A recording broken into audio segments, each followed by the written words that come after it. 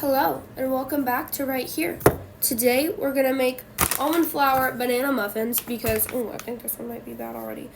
One, nobody's home or inside, and so I'm bored. And two, my bananas are going bad in the freezer, which I didn't think could happen, but I guess so.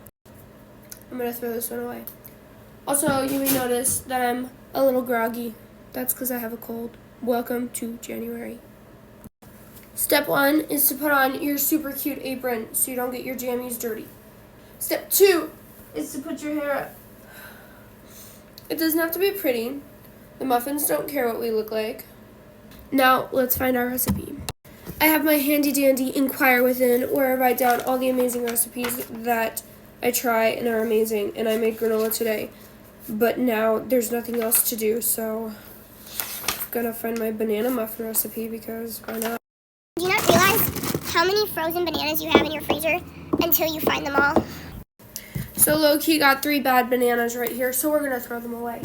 You fell, so you've been moved. So, in our recipe for almond flour banana bread, I'm making muffins though, we need 3 bananas. Mine are frozen, so they need to thaw. So grab a plate, so they don't make your mom's clean counter dirty. Baking is never this chaotic usually. Next, we need 3 eggs. So I'm going to go get those. Okay, I got mine right here. They're farm fresh because how else do you do your eggs? Sorry, I gotta brush off the wood chips. Okay, then we need almond flour, which we have. Baking soda, cinnamon, vanilla, maple syrup or honey. I'm using maple syrup, I think, and salt. Now I'm going to get my baking cups ready. I'm going to be just a little bit extra and use these ones because they're left over from my sister's graduation. Also, they're parchment, so I'm not going to dye from the artificial dyes that people use to paint on the cups. But you do whatever you want. It's your body, right? Just remember, it's a holy temple of the Lord. So, what will you choose? Now we're going to put all of our ingredients into my all-time favorite bowl because isn't it so cute? And, look at the aesthetic. I literally love it so much.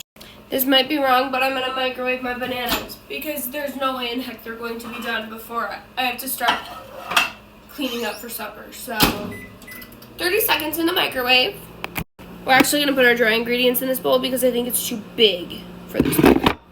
Yeah. I just put them in for another 30 seconds. Okay, so for starters, I need my salt too. This is also a dry ingredient, So it's 2 cups of almond flour. I just did 20 more seconds for the bananas. They're not thawing well. Okay, 1 teaspoon of baking soda. I'm using the red mill kind. Oh, and my almond flour is from now. I don't know. And then we also have a teaspoon of cinnamon. Because cinnamon is literally awesome sauce. And I love it so much. And the bananas are done. Supposedly. Now mixy. Oh. I keep forgetting the salt. There's no measurements for salt because I wrote the measurements out.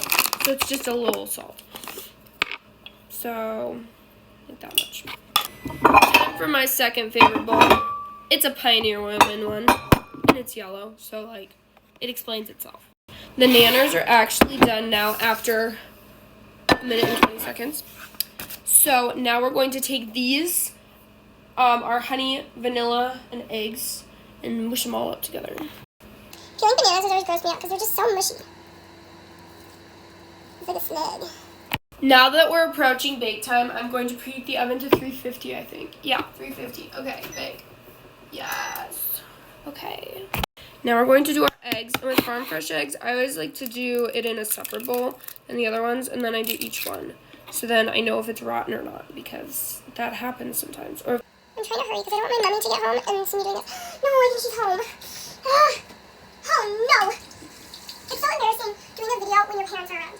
It's super embarrassing. That's why I don't do them very often. okay, now we're going to add a teaspoon of this pure vanilla and then a 1/4 cup of maple syrup.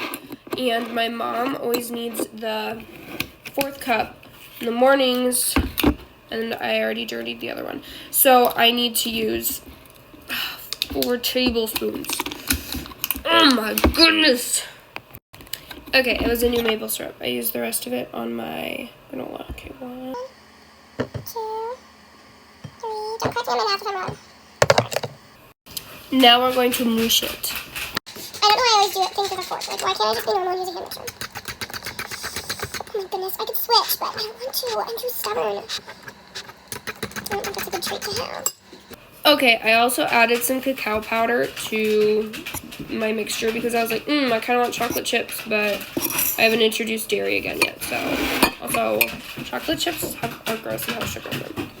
So, I'm going to mix this into here. And then probably just with my fork.